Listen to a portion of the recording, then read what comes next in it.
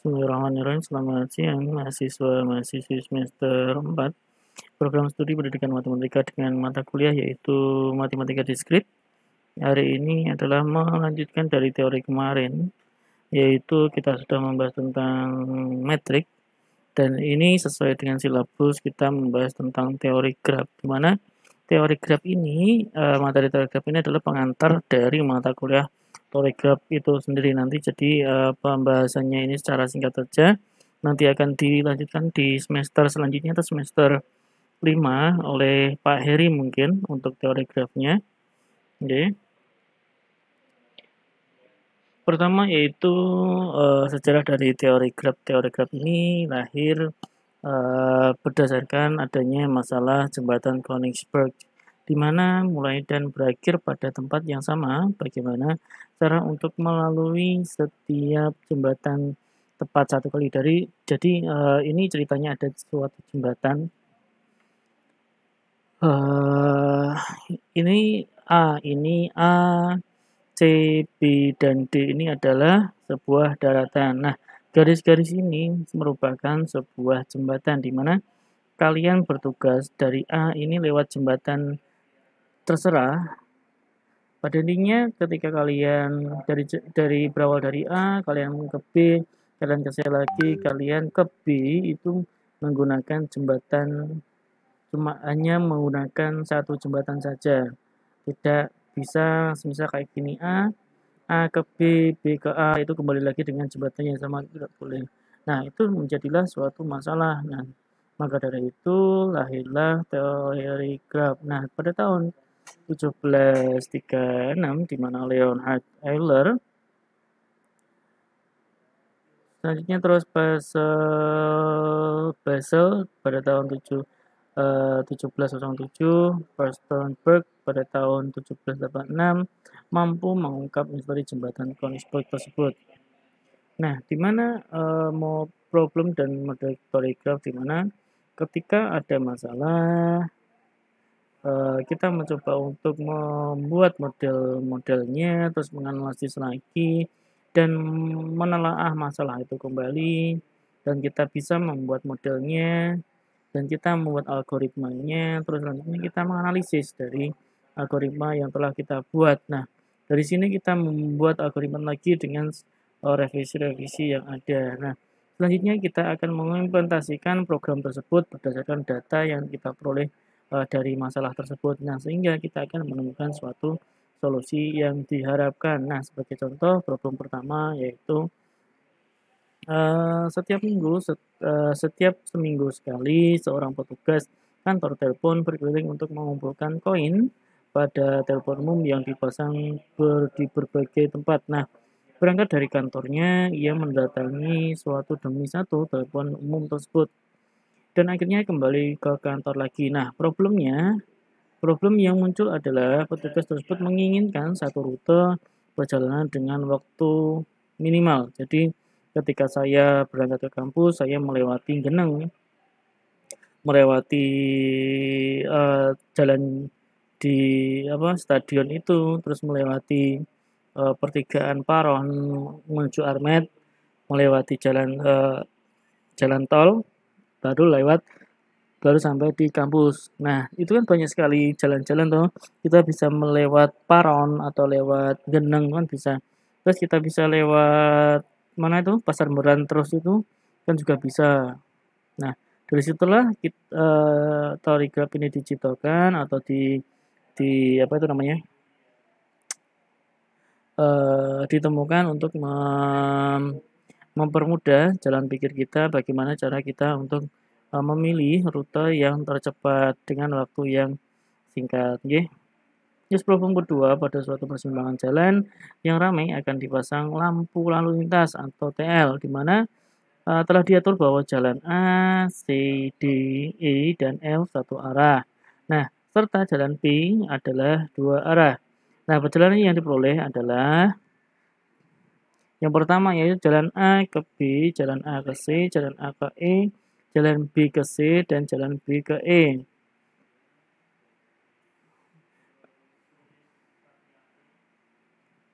Perjalanan yang kedua yaitu D ke C, D ke E, dan F ke B, F ke C, dan F ke E. Nah, problemnya adalah bagaimana menentukan pola TL atau lampu lalu lintas dengan jumlah fase minimal, dan pada setiap fase tidak ada perjalanan yang saling melintas.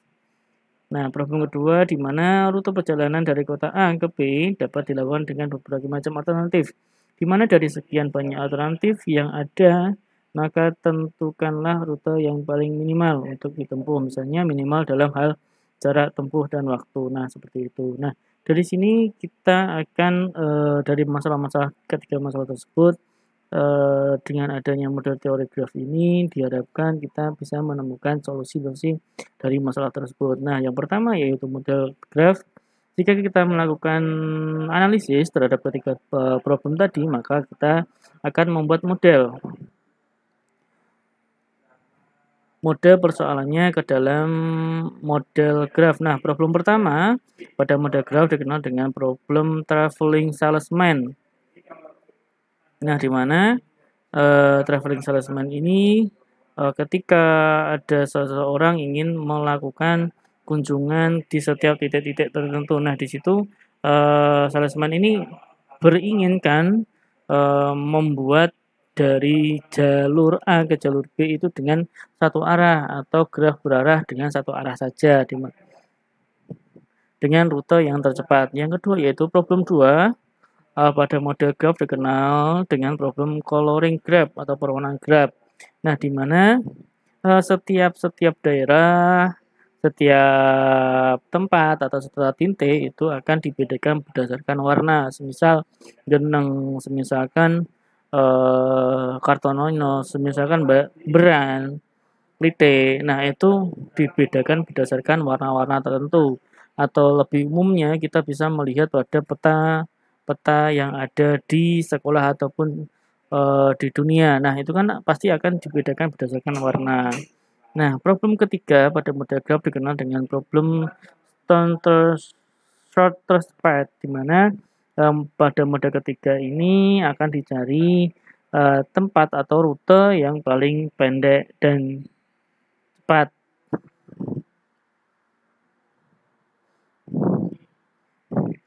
Selanjutnya yaitu pendahuluan, di mana definisi suatu graf G yaitu memuat vertex dan edge. Nah, suatu graf G itu memuat vertex dan edge atau V dan E adalah koleksi atau pasangan dari dua himpunan V tidak kosong dan E dengan V yaitu V anggota G himpunan vertex atau simpul atau node. Yang kedua yaitu E atau H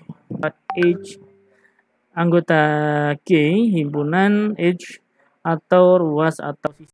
Banyaknya vertex disebut order. Nah, banyaknya vertex itu adalah disebut order. Banyaknya edge disebut size atau ukuran.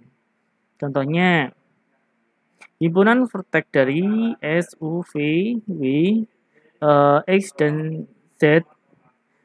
Nah, itu adalah kita sebut dengan vertex ataupun titik-titiknya, titik ini, titik dari V, titik dari W, titik dari Y, titik dari Z, U, X ini adalah disebut dengan X. Nah, vertex. Nah, selanjutnya untuk himpunan H itu memuat yaitu yang pertama anggotanya yaitu X dan S. Terus X dan V, X dan V, XU, V dan E, V dan W, S dan V, S dan U, S dan W, S dan Y, W dan Y, U dan Y, dan selanjutnya. Nah, di mana X dan S itu terjemahannya dari yang enak aja, V dan W.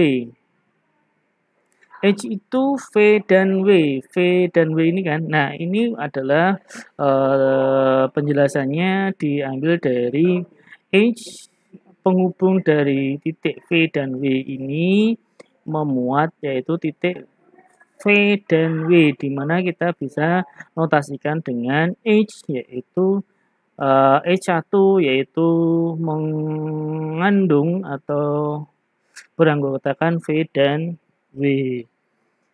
Dan selanjutnya seperti H1, H2 ini H2 mengandung yaitu W dan Y, misal seperti itu. H3 yaitu mengandung Y dan Z seperti itu, oke.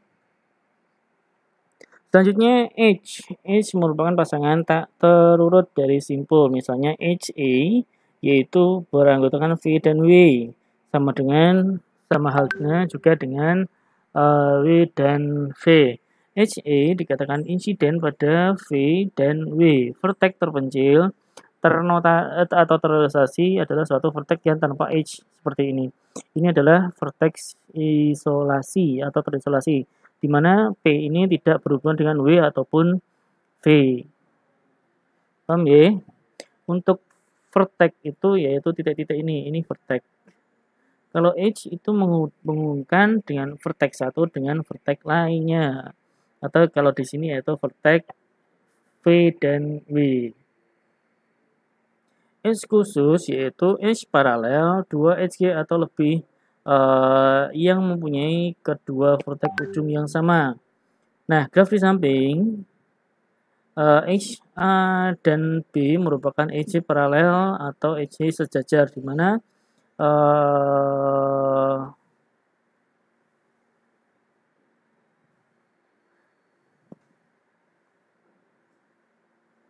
HAB ini mempunyai H yang sama, di mana sama-sama menghubungkan A dan B. Atau dua ada mengandung dua H, yaitu H pertama dan H2 sama-sama mengandung A dan B. Terus selanjutnya yaitu loop. Loop adalah suatu lingkaran atau circle di sini. Suatu X yang kedua vertex ujungnya sama. Graf di samping adalah H, di mana contohnya yaitu vertex D dan D itu adalah self loop. Terus yaitu graf khusus, di mana graf khusus yaitu pertama simple graph atau graf sederhana, suatu graf yang tidak memiliki self loops dan ruas sejajar, di mana graf sederhana itu seperti ini, tidak ada arah, tidak ada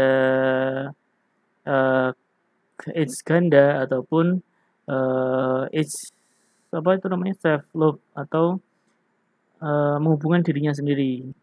Yang kedua yaitu wedge graph, graph berlabel dengan berbobot, suatu graph yang setiap ruasnya dikaitkan dengan besaran tertentu atau bobot.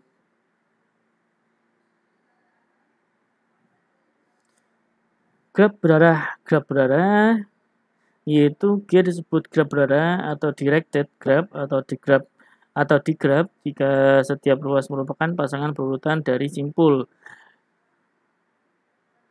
Setiap ruasnya memiliki arah, di mana setiap H1 dengan H lainnya itu memiliki arah, di mana seperti vertex D ke vertex A itu memiliki arah D ke A. Ini bacanya A ke R, R ke D, E ke D, D ke C, B ke D, seperti itu contohnya. Terus selanjutnya definisi jika U dan V adalah edge dari graf berarah G, U dikatakan adjektif ke V dan V dikatakan adjacent dari U. Vertex U dikatakan sebagai vertex inisial dari vertex U dan V dikatakan sebagai vertex terminal atau vertex akhir dari vertex U dan V. Nah, vertex inisial dan vertex terminal dari sebuah loop adalah sama. Selanjutnya itu derajat dari suatu vertex. Nah, derajat dari simpul V dikatakan dengan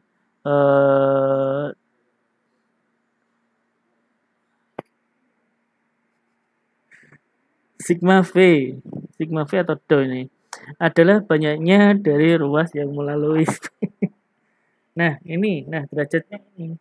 Derajatnya dari ini memiliki derajat dari A. Nah, dari vertex A, vertex C, vertex D, vertex B, E, G, F, dan D ini memiliki derajat yang berbeda-beda, di mana derajat A ini memiliki 4 4 itu dari sini. 4 itu dari vertex 1, vertex 2, vertex 3, vertex 4. H1, H2, H3, X4. Nah ini. Terus untuk vertex B ini juga sama. Ini memiliki derajat yang berbeda di mana H-nya ini memiliki 3 H, yaitu H pertama, 2, dan ketiga. Beda lagi dengan D. D ini juga sama. D ini memiliki derajat yang lebih banyak dari vertex-vertex lainnya. Ini memiliki 6, yaitu H1, H2, H3, X4, X5, dan 6. Nah, derajat pada graf teorema the Henskin Theorem. Asik. Nah, jika G suatu graf tidak berarah dengan M yaitu H dan N vertex, maka jumlah derajatnya semuanya vertex adalah 2M, di mana sigma dari I sama dengan 1 sampai N, dou VI sama dengan 2M. Jumlah dari derajat semua vertex pada graf tidak berarah adalah genap. Selanjutnya, untuk teoremanya sebuah graf tidak berarah G memiliki sejumlah genap vertex berderajat ganjil.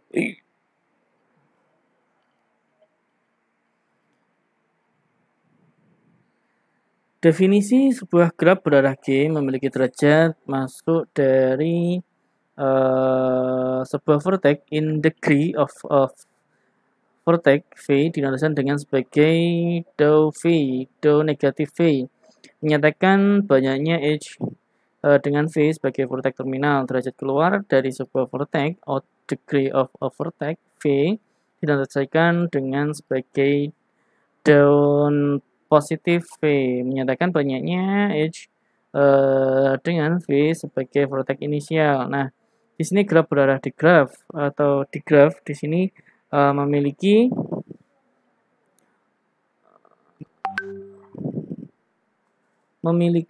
arah yang berbeda, di mana vertex A ini memiliki dua arah, di mana yang searah itu yang keluar, yang maksudnya yang keluar dari A itu dinotasikan dengan dou positif. Yang masuk ke vertex ke A itu dilambangkan dengan dou negatif, di mana kita bisa melihat di vertex A ini memiliki arah panah yang berbeda. Arah panah yang keluar yaitu 2, arah panah yang masuk itu memiliki 1, di mana kita bisa menuliskan dou negatif A sama dengan 1, dou positif A sama dengan 2. Sama juga dengan vertex B, vertex D. Vertex D ini banyak sekali juga, ada 3 yang arah H-nya masuk, terus 2 arah H-nya keluar. Nah, di mana kita bisa notasikan dou negatifnya ada 3, dou positifnya ada 2, dan selanjutnya. Terus teorema, misalkan G sama dengan vertex dan H adalah graf berarah, maka sigma V anggota V, di mana dou negatif V sama dengan sigma V anggota V, dou positif anggota V sama dengan harga mutlak dari E itu sendiri. Nah, graf lengkap, di mana graf lengkap itu YKN, misalnya N itu lebih besar sama dengan 3. Nah, graf lengkap atau complete graph KN adalah graf dengan N simbol dan setiap pasang simbolnya terhubung oleh satu ruas. Nah, derajatnya setiap vertex itu sama, derajatnya sama, di mana E memiliki derajat 4, A memiliki derajat 4, B memiliki derajat 4, C memiliki derajat 4, dan D itu memiliki derajat sebanyak 4. Nah, contoh di samping merupakan graf lengkap, yaitu graf lengkap K5 atau complete graph K5.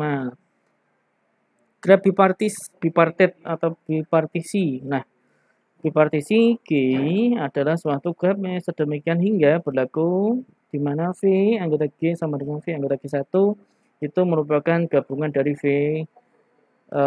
anggota G2, di mana harga mutlak V anggota G1 sama dengan M, dan V anggota G2 itu harga mutlak dari N. Tidak terdapat edge antara sembarang vertex pada subset V GK yang sama K sama dengan 1 dan 2. Complete bipartite graph atau KMN, di mana suatu graph berpartisi adalah graph bipartisi lengkap atau complete bipartite graph KMN jika setiap simpul pada V dan G1 terhubung dengan simpul pada V G2 dan sebaliknya. Graph terhubung. Nah, graph terhubung ini suatu graph dikatakan terhubung atau connected jika setiap pasang vertexnya terdapat dilalui dengan suatu jalur. Nah, setiap subgraph terhubung dari suatu graph tak terhubung G disebut komponen dari G, di mana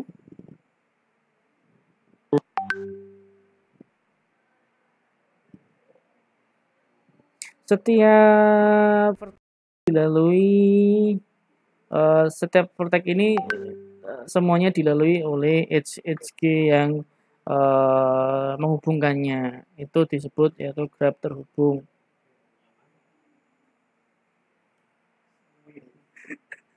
Nah, selanjutnya itu jalur atau path atau cycle. Nah, cycle. Nah, suatu jalur path dengan panjang n adalah barisan dari n plus 1 vertex dan n edge secara berurutan, di mana V0, E1, V1, E2 ini isinya itu loh.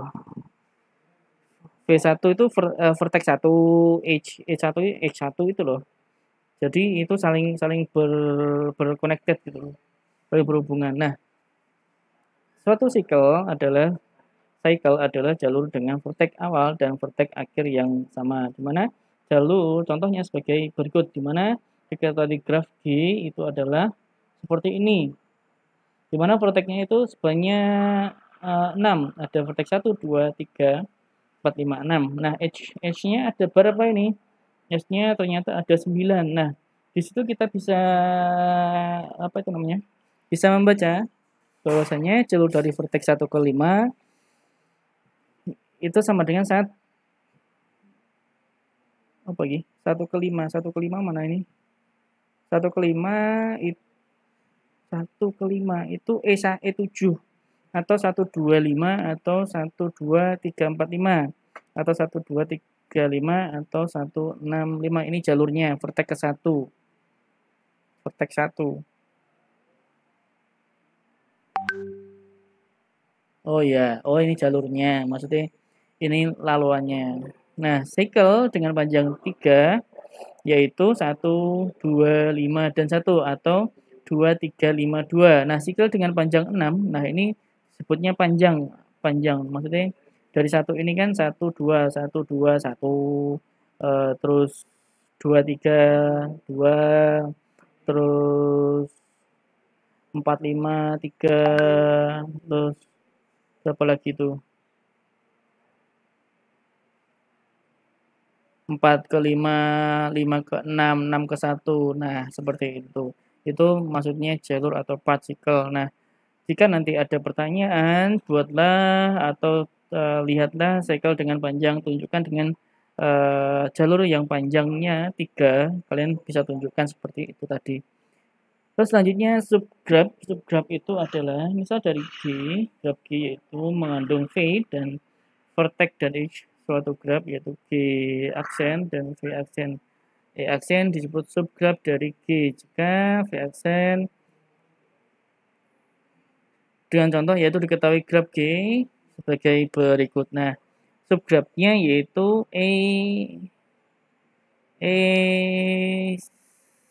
A, B, C. Nah, ini adalah subgraph, itu adalah bagian dari graph awalnya.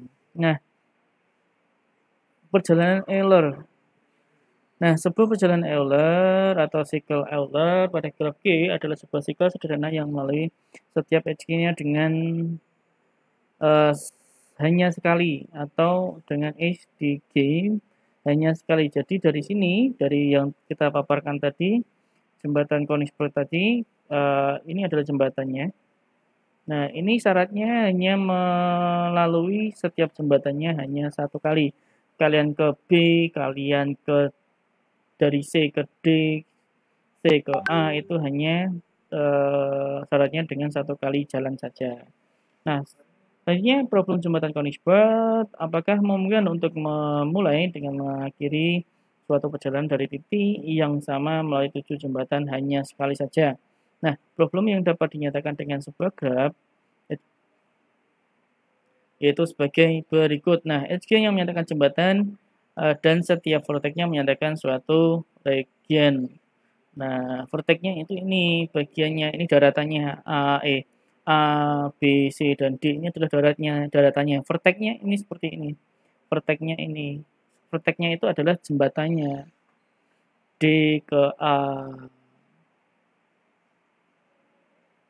D ke C, C ke B seperti itu. Terus graf Euler. Sebuah graf G adalah graf Euler jika memiliki Euler circle. Nah, teoremanya sebagai berikut, di mana graf G adalah graf Euler jika dan hanya jika G terhubung dan semua vertexnya memiliki derajat yang genap, di mana graf terhubung merepresentasikan problem jembatan Konigsberg. Nah, graf tersebut bukan graf Euler, berarti problem jembatan Konigsberg tidak memiliki solusi. Nah, mungkin itu untuk materi dari teori graf atau pengantar teori graf, nanti akan dilanjutkan di semester depannya.